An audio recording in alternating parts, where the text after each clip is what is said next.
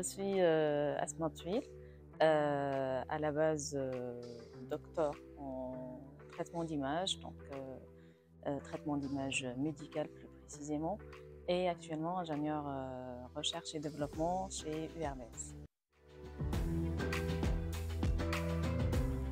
Du coup, j'ai fait une maîtrise en sciences de l'informatique, spécialité informatique, mais c'était avant une première maîtrise en mathématiques informatiques.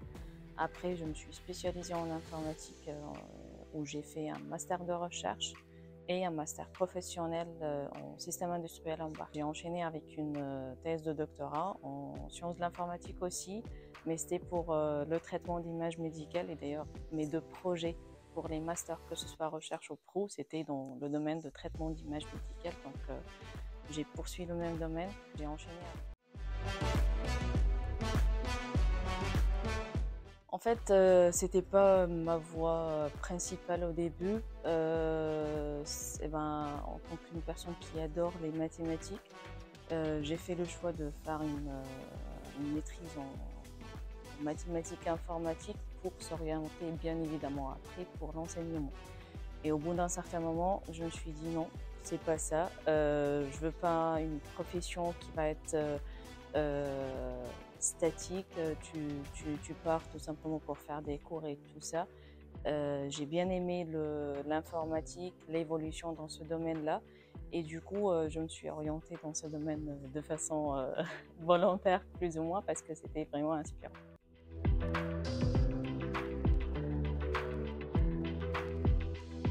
En tant que femme, pas forcément.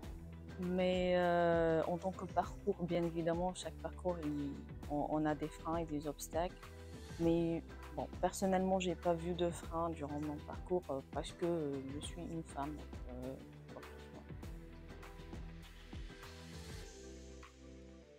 non plus, non plus, parce qu'en fait, bon, j'ai de la chance d'avoir une famille qui te pousse vers ce que toi tu veux faire. Et du coup, ce long parcours-là que j'ai eu, j'ai réussi à ce parcours-là, c'est grâce à eux. Si jamais j'ai réussi, c'est grâce à eux.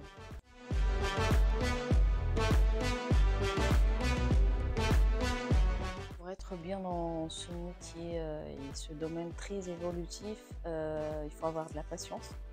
Il faut être autonome, mais il faut aussi savoir communiquer avec les gens.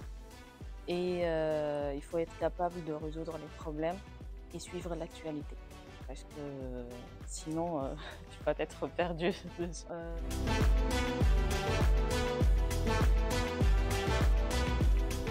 Pas de personne spécifique, mais on peut dire toute personne qui a réussi à à atteindre son objectif et qui a commencé, on peut dire, du zéro pour atteindre cet objectif-là.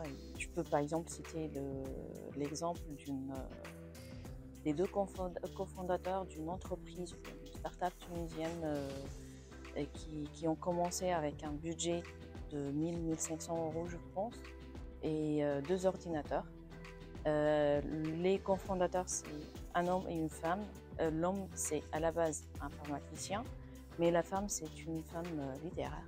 Aujourd'hui, ils ont une place très importante dans ce domaine qui est le domaine de l'intelligence artificielle.